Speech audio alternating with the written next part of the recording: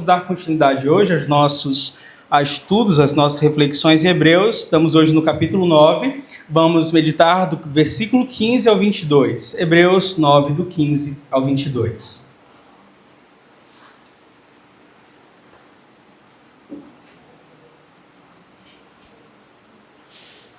Hebreus capítulo 9, 15 ao 22.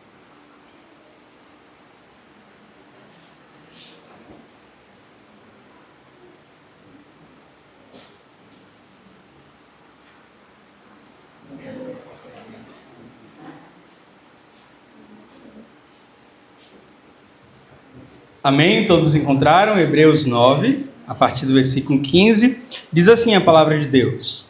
Por essa razão, Cristo é o mediador de uma nova aliança, para os que são chamados, a fim de que recebam a promessa da herança eterna, visto que ele morreu como resgate pelas transgressões cometidas sob a primeira aliança. No caso de um testamento, é necessário que comprove a morte daquele que o fez. Pois um testamento só é validado no caso de morte, uma vez que nunca produz efeitos enquanto está vivo aquele que o fez. Por isso, nem a primeira aliança foi sancionada sem sangue. Quando Moisés terminou de proclamar todos os mandamentos da lei a todo o povo, levou sangue de novilhos e de bodes, juntamente com água, lã vermelha e ramos de hisopo, e aspergiu o próprio livro e todo o povo, dizendo: este é o sangue da aliança que Deus ordenou que vocês obedeçam. Da mesma forma, aspergiu com o sangue o tabernáculo e todos os utensílios das suas cerimônias. De fato, segundo a lei, quase todas as coisas são purificadas com sangue, e sem derramamento de sangue não há perdão. Vamos orar. Pai, muito obrigado por estarmos juntos nessa noite. Nós agradecemos ao Senhor pelas misericórdias do Senhor que nós conhecemos de forma verdadeira em Cristo. Muito obrigado porque o Senhor veio ao nosso encontro para não nos deixar entregues aos nossos próprios corações, mas por meio do sangue derramado na cruz do Calvário, o Senhor nos atraiu para Ti. O Senhor nos levou ao seu coração. E hoje o Senhor permite que nós tenhamos, por meio de Cristo, acesso verdadeiro ao Senhor. Agora estamos diante mais uma vez da sua palavra, que é viva, eficaz, palavra que produz vida, palavra que nos transforma. E pedimos que por meio dela o seu Espírito ministre ao nosso coração, fazendo com que Cristo seja exaltado.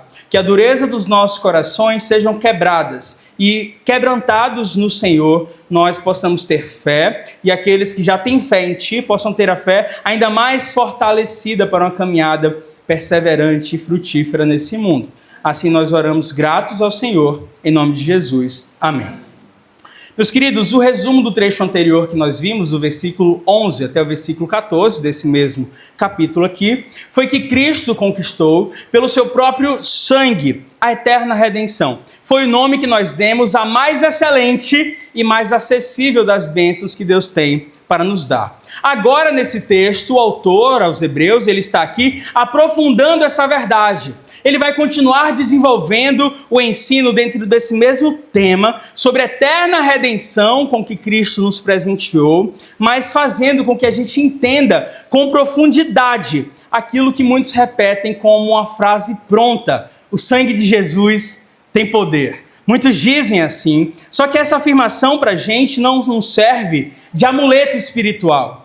Somente repetir essa frase, como quem repete qualquer outra frase, não tem nenhum poder místico em si.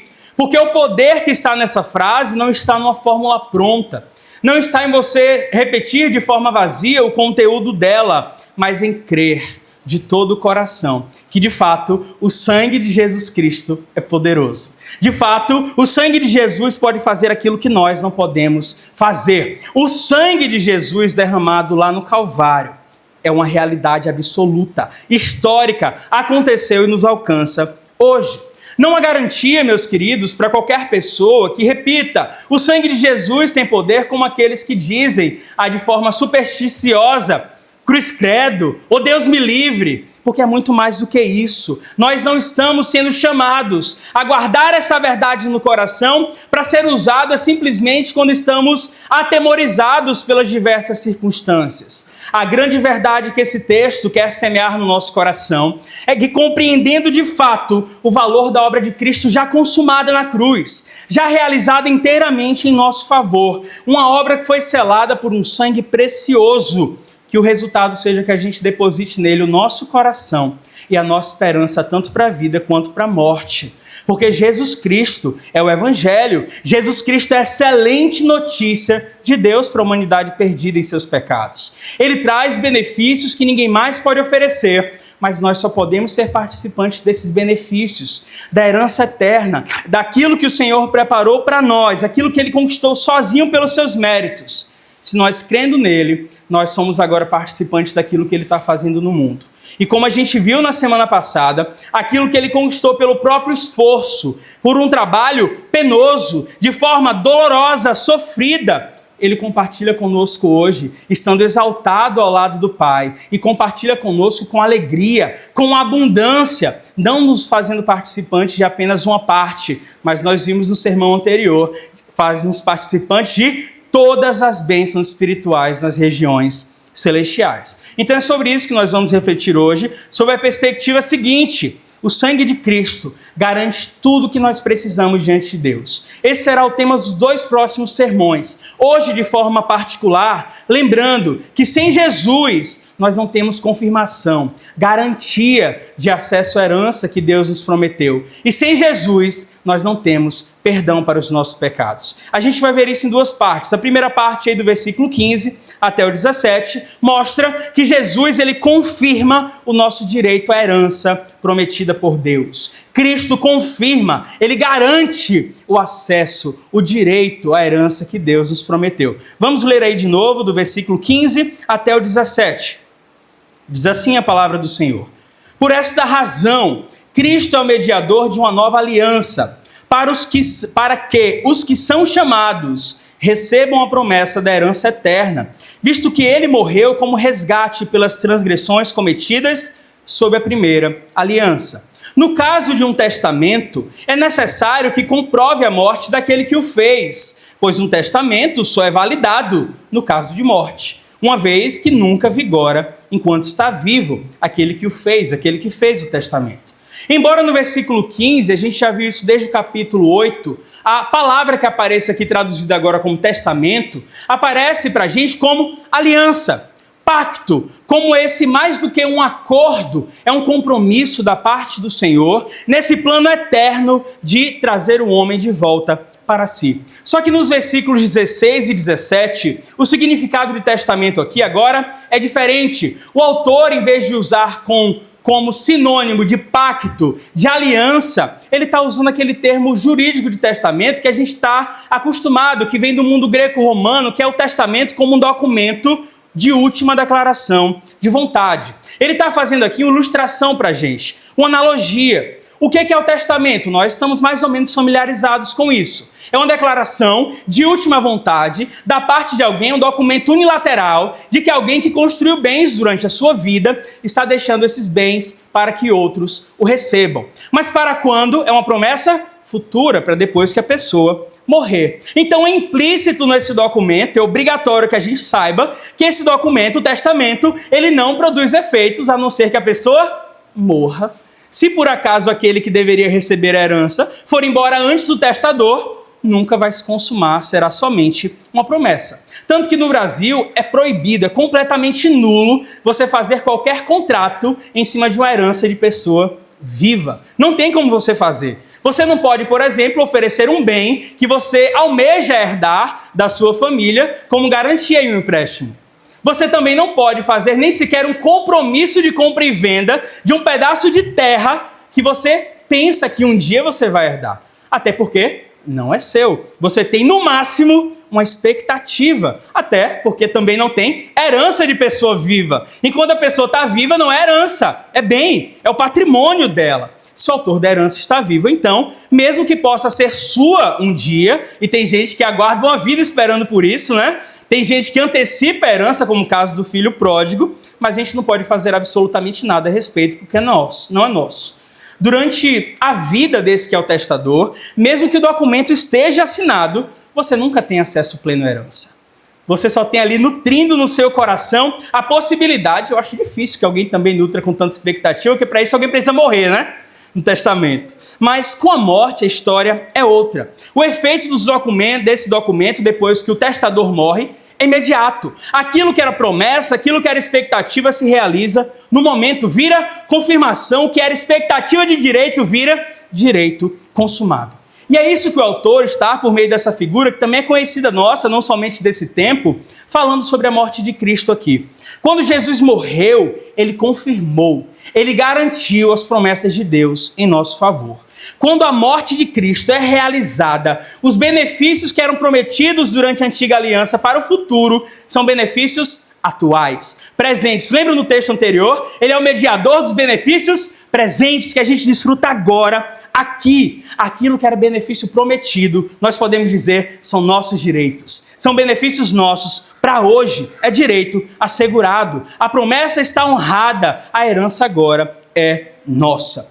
Alguns testamentos humanos, não sei se os irmãos já viveram isso ou viram até mesmo notícias, eles podem estabelecer algumas condições, como por exemplo que a pessoa atinja determinada idade para poder usufruir do patrimônio, que aquela pessoa conclua os estudos, cuide de determinada pessoa que está acamada. Eu já vi, inclusive, alguns colocarem como condição cuidar de um animal de estimação daquele que morreu. Mas qual o fato para a gente? Alguns testamentos, e muitas vezes acontece, dessa nossa realidade terrena, o herdeiro precisa cumprir algumas cláusulas para ter acesso à herança. Ele precisa mostrar, em alguns casos, que ele é digno daquilo, que ele cumpre o propósito de ser colocado no lugar do testador.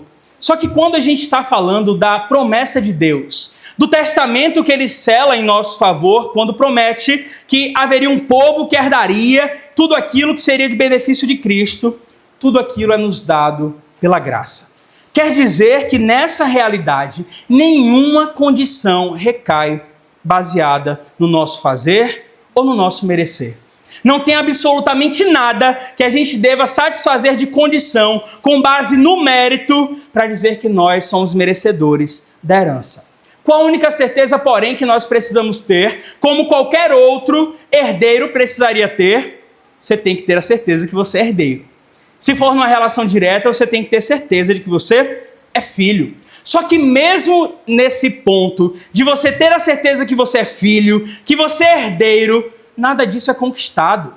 Tudo isso é recebido pela graça. A posição que Deus nos dá de herdeiros, de participantes das suas promessas, é sempre recebida pela graça, por meio da fé, em algo que não vem de nós, mas é dom de Deus. Lá em João, capítulo 1, versículos 11 e 12, diz que Jesus veio para o que era seu, ele fala em relação aos judeus, mas os seus não receberam. Contudo, a todos quanto receberam, aos que creram em seu nome, deu-lhes o direito de se tornarem filhos de Deus. Eles não nasceram por sua própria força, eles não nasceram de linhagem humana, mas nasceram, diz o texto, de Deus. Aí chega Romanos, no capítulo 8, o apóstolo Paulo, versículo 17, diz que o Espírito de Deus testifica ao nosso espírito que nós somos filhos de Deus. E se somos filhos, Paulo diz, nós somos herdeiros. Herdeiros de Deus e co-herdeiros com Cristo. Participantes dos benefícios que Cristo tem direito, mas que pela graça Ele compartilha conosco. Há sim uma condição para ser satisfeita, que é a fé, é crer, é receber a Cristo. Mas em nenhum momento é uma posição que deve ser conquistada, merecida, mas é você depositar a sua confiança naquele que cumpriu tudo, e tendo cumprido tudo como herdeiro principal, ele compartilha conosco aquilo que é direito dele e nos faz participantes dessa obra. Foi Deus, pela sua graça, que cumpriu todas as condições e nos presenteou, se os irmãos forem pensar, inclusive com a fé, que é a única condição para que a gente seja herdeiro. A fé vem da parte do Senhor, Ele que toca o nosso coração, derrama de forma abundante aquilo que nós precisamos para tomar posse dessa herança. Por isso que só nos resta, quando nós pensamos nessa ilustração do testamento que o autor está trazendo aqui, boas notícias. Primeiro, porque heranças terrenas, elas passam. Dinheiro gasta, você pode passar a terra para outro, o carro se deprecia. Só que Deus prometeu para a gente herança eterna. Uma herança que não se gasta, uma herança que não pode se esgotar, como a herança do filho pródigo, foi muito rapidamente esgotada. Em segundo lugar, a excelente notícia é saber que a morte que garante o acesso à herança, que confirma o nosso direito, é uma morte que já aconteceu. A validade já foi estabelecida, é um testamento que tem validade imediata, a herança é nossa. Só que aí, quando eu estava meditando nesse texto, parece que tem algo na gente que fica assim, meio amarrado, considerando estranho a gente celebrar uma herança que é nossa por conta da morte de alguém. Não é? Dá meio uma estranheza. Como é que a gente vai celebrar isso aqui como bênção? A herança eterna que agora é nossa porque Cristo morreu. Mas vamos lembrar que isso que o autor está usando para a gente aqui é somente ilustração.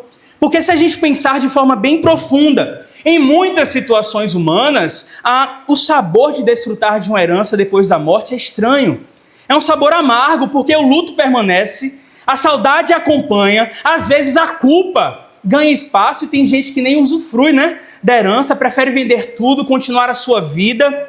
Só que no caso da herança eterna, eu já falei sobre isso na semana passada, não tem luto, não tem dor que impeça o nosso deleite. Porque se há lágrimas diante de nós, por conta do que Cristo fez, são lágrimas não de dor, mas agora de gratidão. Porque se a gente olha para a morte que nos garantiu acesso à herança eterna, é uma morte que deu lugar a uma vida indestrutível. É uma morte que deu lugar a uma existência que nunca vai perecer. Cristo garantiu a nossa participação na herança, como ninguém mais poderia fazer, sim, passando pela morte, mas ele se tornou o primeiro a ressuscitar para nunca mais morrer. A vida dele, assim como a herança, é inesgotável, não acaba, é ilimitado. E nesse caso, a gente pensa como é que nós ficamos. Porque se a herança é garantida pela morte, se em vida não há direito, como é que a gente fica aqui? Não tem impasse jurídico para a gente, porque isso aqui é somente uma analogia, uma ilustração. Tudo que Cristo faz é de forma mais excelente. Como nós continuamos porque o testador está vivo? Nós continuamos seguros, estamos seguros por toda a eternidade, porque em Cristo tudo é melhor. A ressurreição de Cristo não revoga o testamento, não tira de nós os nossos direitos, mas na verdade garante com que a gente possa desfrutar dessa herança por toda a eternidade. Os benefícios não são somente por um tempo, mas essa herança concretizada é minha, e é minha por quanto tempo? Enquanto Jesus viver, ela é minha. E por quanto tempo Jesus vive? Ele nunca morre, ele nunca padece, ele nunca perece. Ele morreu em nosso lugar e ressuscitou ao terceiro dia e tem agora uma vida eterna. E essa herança nós não desfrutamos sozinhos, não é algo solitário. Nós somos co-herdeiros com Cristo. Nós estamos ao lado do nosso Senhor, do garantidor dos benefícios, do vitorioso, experimentando desses benefícios ao lado dele por toda eternidade. Que grande notícia, não é? Embora pareça que esse contraste morte e benefício não caiba na mesma frase, mas em Cristo há, porque a morte não é o ponto final, e sim o triunfo do Cordeiro. Mas o autor continua agora dos versículos 18 até o 22. A gente vai fazer a leitura. Da mesma forma que ele fala para a gente que a morte de Jesus confirma o nosso direito à herança prometida por Deus, ele agora vai mostrar para a gente que o sangue derramado de Jesus confirma o perdão dos nossos pecados. Mais do que benefícios eternos abstratos, nós temos aqui a confirmação de um benefício direto. Nossos pecados, pelo sangue de Jesus, estão definitivamente perdoados. Vamos ver aí o 18 até o 22? Diz assim a palavra do Senhor. Por isso, nem a primeira aliança foi sancionada sem sangue. Quando Moisés terminou de proclamar todos os mandamentos da lei a todo o povo, ele levou o sangue de novilhos e de bodes, juntamente com água, com lã vermelha e ramos de sopo, e aspergiu sobre o próprio livro, e ordenou, e disse a todo o povo: este é o sangue da aliança que Deus ordenou que vocês obedeçam. Da mesma forma, aspergiu com sangue o tabernáculo, os utensílios que eram usados nas cerimônias. De fato, segundo a lei, quase todas as coisas são purificadas com sangue. E aí chega no trecho central desse texto inteiro aqui. Sem derramamento de sangue, não há perdão. Meus queridos, ao longo de toda a Escritura, o sangue é tratado por Deus como um bem valioso. O sangue é tratado por Deus como tendo um significado que é um significado importante. O sangue ao longo da palavra de Deus nunca é banalizado, nunca é vulgarizado. Em Gênesis 9, a gente vê ali Deus colocando no mundo essa nova humanidade depois do dilúvio. A gente tem Noé e seus descendentes ali. Deus abençoa Noé e seus filhos, promete que estará com eles e permite: vocês podem comer de todos os animais viventes. Só que ainda em Gênesis 9, no versículo 4, Deus fala o seguinte: vocês não vão comer carne com sangue, porque sangue é vida. Em Levítico 17, a mesma orientação aparece. Animais estrangulados não deveriam ser também parte da dieta do povo. Em que sentido? Animais que teriam sido mortos e o sangue não teria sido totalmente drenado. A questão aqui é mais do que saúde, segurança alimentar. A questão aqui é teológica. É Deus querendo ensinar algo profundo para o seu povo. Deus quer mostrar para a sua humanidade que o sangue simboliza a vida. E a vida para Deus é sagrada. A vida é um bem importante para o Senhor. A vida não pertence ao homem para que ele faça o que ele quiser da vida, mas pertence a Deus que criou. Todo ser humano é criação de Deus, a sua imagem e semelhança. E esse caráter sagrado, no mesmo texto de Gênesis 9, Deus coloca de forma muito mais ainda preciosa ao sangue humano. Nos versículos 5 e 6 do capítulo 9, ouça o que o Senhor diz. Ainda ali a Noé e seus descendentes nesse novo momento da história da humanidade. Ele diz assim: a todo que derramar sangue, tanto homem como animal, pedirei contas. A cada um pedirei contas da vida do seu próximo.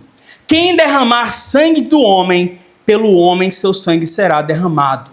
Porque a imagem de Deus foi o homem criado. Em Israel, o assassinato não tinha tolerância. E a gente interpreta o assassinato como esse tirar a vida de forma ilegal, ilegítima. E existe uma forma legítima de tirar a vida nas Escrituras, sim, para satisfazer a justiça de Deus, pessoas cumprindo diretamente a ordem de Deus. Então, a não ser sob a autorização do Senhor, para ser instrumento da sua justiça, nenhum ser humano tem o direito de ceifar a vida do outro. Porque quando alguém tira a vida do outro, é um atentado não somente à pessoa, mas é um atentado ao Criador dessa pessoa. Um atentado direto. E o significado do sangue na história bíblica acaba se aprofundando ainda mais no regime de sacrifícios da antiga aliança. A gente lembra como funciona. Além dessa restrição aqui de dieta, o sangue de touros e bodes acabou tendo, pela ordem de Deus, um significado maior. Um caráter sagrado. E a gente viu isso no trecho anterior. Era Deus ensinando para o seu povo que o pecado custa a vida e que Deus é santo. Absolutamente santo. Só que a teologia, por assim dizer, do sangue, tem algo muito mais sério. Eu queria que os irmãos abrissem, por favor, Números, capítulo 35. Nós vamos ler aqui o versículo 33 e 34. Números 35, 33 e 34.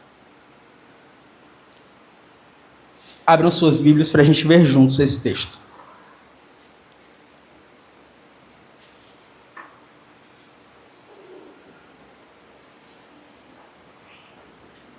Todos encontraram? Também está projetado ali, se alguém não encontrou ainda. Números 35, 33 e 34 diz o seguinte: não profanem a terra onde vocês estão. O derramamento de sangue profana a terra. E só se pode fazer expiação da terra na qual o sangue foi derramado pelo sangue daquele que o derramou. Não contaminem a terra onde vocês vivem e onde eu habito, pois eu, o Senhor, habito entre os israelitas.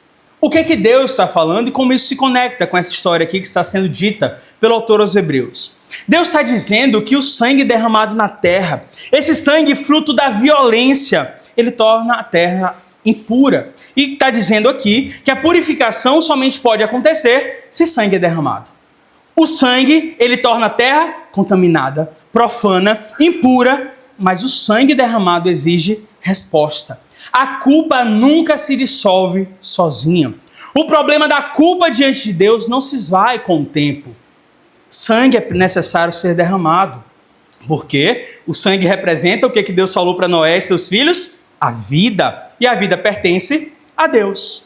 O pecado, a gente também já viu, exige a morte desde a antiga aliança. A culpa exige expiação, um preço pago, um substituto. E é curioso isso aqui. Spurgeon tem um sermão que ele pregou em 1865, que é sobre o poder do sangue de Jesus. Foi um mês de março como esse, que ele fala, é curioso, é estranho. Como é que pode o mesmo sangue que contamina a terra ser o sangue que é capaz de purificar também a terra? Só que a gente começa a pensar, aquilo que no altar traz, fora do altar traz impureza, contaminação, passa a ser por Deus instrumento de purificação. O mesmo sangue que em um contexto torna a terra profana, é um sangue que em outro contexto purifica. Na antiga aliança, como é que funcionava? O autor aos Hebreus diz pra gente aí, sangue de novilhos e de bodes, juntamente com água, lã vermelha e ramos de sopo, eram utilizados aqui nos rituais de purificação. O sangue representava a vida de um substituto, alguém que ia pagar pelo pecado no lugar dos reais culpados. A água que era levada significava purificação. A lã vermelha e os ramos de isopo eram utilizados como um mecanismo para aspergir, para passar o sangue no lugar sobre o povo, aspergir sobre o povo e passar nos lugares sagrados. O isopo era uma planta que absorvia muito bem a água e ela era juntada em ramos, ela era muito maleável, flexível, inclusive foi a planta utilizada pelos hebreus naquela circunstância da Páscoa, na saída do Egito, para passar o sangue nos umbrais das portas. Já tem um histórico disso. Tudo isso é muito bonito, só que o significado disso é incompleto. Não serve absolutamente nada disso aqui para a gente hoje. Porque a centralidade e a preciosidade do sangue ao longo de toda a história da salvação tem um significado muito mais profundo. Tudo isso estava convergindo, se alinhando na história da salvação para o significado pleno, para o significado perfeito do sangue, que é onde nós encontramos na pessoa e na obra do nosso Senhor Jesus Cristo. É ali que o sangue derramado encontra a plenitude do seu poder. A plenitude do sangue derramado não está numa frase vazia. A plenitude, o poder do sangue derramado está em lembrar do conteúdo daquele dia em que Cristo derramou seu sangue por nós. No primeiro século da nossa era, em um lugar chamado Calvário, cerca de 2 quilômetros do templo, longe do lugar onde, de certo modo, aqueles sacrifícios eram oferecidos, o altar que estava erguido ali não parecia altar. O propiciatório não era a tampa de uma arca de ouro que tinha uma representação histórica para o povo de Deus. Na verdade, o propiciatório estava ao ar livre e não era um objeto sagrado. Era um objeto conhecido como objeto de maldição, que era a cruz do Calvário. Era um objeto, um instrumento romano de condenação, um instrumento romano de infligir sofrimento, de trazer um suplício.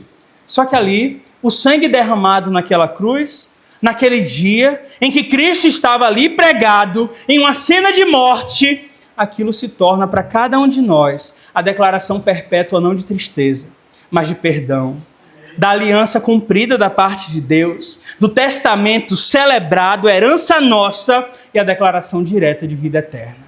Aquilo que era uma cena de morte, de sofrimento, é tornada para nós uma cena de celebração, de graça e de amor. E aí é maravilhoso a gente contemplar o plano de Deus. Olha como Deus tem um modo estranho à nossa vista de desenvolver a sua salvação. Paulo fala aos Coríntios, a mensagem da cruz é loucura para aqueles que estão perecendo, mas para nós que estamos sendo salvos, é o poder de Deus. Por isso que a cruz não nos envergonha. A cruz não nos afasta. Nós não temos dificuldade de sermos relacionados à cruz. Mas, ao mesmo tempo, a cruz também não tem mais da nossa atenção do que deveria. A gente não idolatra a cruz. A cruz não é um objeto nosso de culto, porque o poder da cruz não estava no madeiro. Na verdade, na época, tinha um ditado sobre o madeiro que era verdade. maldito é aquele que lá é pendurado, porque ele estava sendo punido pelas suas ofensas, iniquidades, transgressões. Só que para nós a declaração é diferente. Nós glorificamos a Deus, não por um maldito pendurado no madeiro, mas pelo bendito que vem em nome do Senhor, o santo, justo, aquele que não se contaminou, mas como cordeiro sem defeito se entregou pelos nossos pecados. Ali ele não estava para anunciar uma mensagem de maldição, mas para apaziguar essa mensagem de maldição e pronunciar, não somente de forma como um pregador, mas de fato espiritualmente fazer com que a bênção pudesse nos alcançar hoje. Por isso que nós cantamos, né? Essa cruz tem para mim atrativos sem fim, mas não é na cruz em si. É porque nela Jesus nos salvou. É Jesus que faz toda a diferença. É o Jesus na cruz que salva. Aí o autor aos Hebreus vai usar o texto principal dessa perícope, desse trecho aqui, que é o versículo 22. Ele diz que sem derramamento de sangue não há perdão. E o nosso Senhor Jesus Cristo não poupou nenhuma gota do seu sangue em nosso benefício. E ali não era o sangue de um homem imperfeito, pecador, que estava sendo punido pelas suas justas ofensas. Como Paulo fala em Atos 20 e 28, ali era o sangue daquele que é Deus, derramado para o resgate, para a salvação do seu povo. Ele estava garantindo ali para a gente perdão, acesso à herança eterna. Então nós podemos declarar nessa noite que o sangue de Jesus tem poder? Sim! Por quê? Porque nós compreendemos que tem poder de verdade. Não é um poder místico, não é um poder que é dado por conta de crendice, mas por um fato que aconteceu na história e nos alcança de forma perfeita hoje. É verdade que o sangue de Jesus tem poder, porque além de ser plenamente humano, ele é aquilo que nenhum outro homem é. Ele é plenamente Deus. Embora ele tenha assumido uma vida comum, uma vida sem grandes coisas que chamassem a atenção, ele viveu de uma forma que nenhum de nós foi capaz de viver, com obediência plena, justiça perfeita. Por isso que ele realizou em nosso favor a obra que nenhum de nós poderia fazer por si ou por nenhum outro, o perdão para os nossos pecados. É aí que a gente, olhando para o texto de Números, a gente olha para o sangue de Jesus derramado naquele lugar e a gente percebe que o sangue dele não nos contamina. O sangue dele não torna a terra perecível, contaminada, nem nos torna cerimonialmente impuros. O sangue de Jesus Cristo remove a impureza dos pecados que sujam a criação de Deus. O sangue de Jesus remove toda a imundície cultivada ao longo da história por homens violentos que resolveram viver segundo o seu próprio coração. E Deus nos prepara por meio desse sangue para habitar com ele por toda a eternidade. O sangue dele interrompe a necessidade de que qualquer outro sangue seja derramado agora. Nós não precisamos que nenhum animal morra, que nenhum outro homem derrame o seu sangue para tentar apaziguar a ira de Deus, porque em Cristo nós somos reconciliados, temos paz com o nosso Senhor de uma vez por todas. É purificação definitiva, não apenas para o pecador, mas por tudo aquilo que cada homem pecador foi capaz de manchar pela sua rotina de pecado.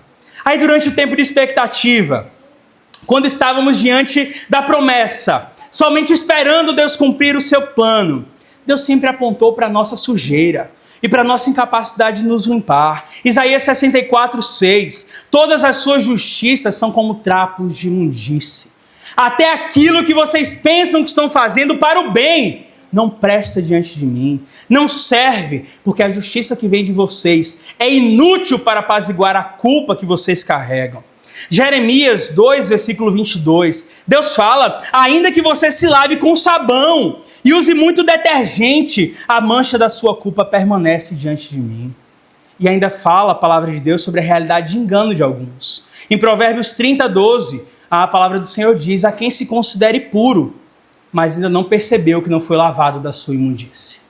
Mas, meus queridos, se tem algo que pode nos dividir, é a plena consciência de quem nós somos. Incapazes de nos limpar, sujos, completamente separados do Senhor e com justos motivos de estarmos separados dele. Só que Deus não nos deixou nessa condição. Ele expõe a nossa condição porque ele quer resolver essa condição. Então, o mesmo Antigo Testamento que expôs a nossa sujeira, é o Antigo Testamento que, como promessa, traz para a gente, como Isaías 1, versículo 18, ainda que seus pecados sejam vermelhos como escarlate, eles se tornarão brancos como a neve. Ezequiel 36, 25, aspergirei água pura sobre vocês e ficarão puros, eu os purificarei de todas as suas impurezas. Ou o texto que eu acho mais bonito, Zacarias 13, versículo 1.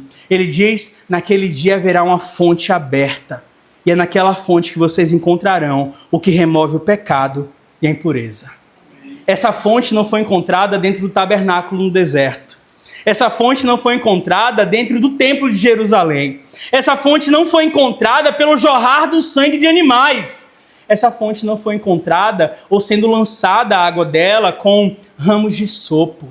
Essa fonte perene, duradoura, para remover pecados, está no texto de 1 Pedro 1,18. Nós encontramos no sangue precioso de Jesus. Como um cordeiro sem mancha, sem defeito, conhecido antes da criação do mundo e revelado nesses últimos tempos, não está mais oculto. O mistério nutrido ao longo da história foi revelado. E que mistério é esse? Cristo em nós, esperança da glória. O Cordeiro entregue em nosso favor. E o que Pedro fala é muito bonito no versículo 19. Ele foi revelado nos últimos tempos em favor de vocês ou por amor de vocês. Tudo que ele fez a causa é a graça sublime do Senhor. O amor transbordante do nosso Deus. E a gente reflete. O Filho, ele poderia, como ele fez, ter assumido a natureza humana e ter vivido aqui em carne. Ele poderia, como ele fez, ter vencido aquela tentação de Satanás, em um momento que é muito marcante para a gente. Ele poderia, como fez, ter sido obediente a toda a lei, não ter cometido nenhuma injustiça. Ele poderia, como ele fez, ter operado muitos milagres, ter trazido à existência coisas que para o homem eram completamente impossíveis. Só que se o sangue dele não tivesse sido derramado, a aliança dele seria incompleta. O maior dos milagres que nós precisamos não seria realizado. Aquilo que é completamente impossível para nós não seria alcançado, que é o perdão dos nossos pecados. Essa é a obra mais impossível, mais fora do nosso alcance e que Deus nos oferece de bom grado, porque Ele prometeu que faria.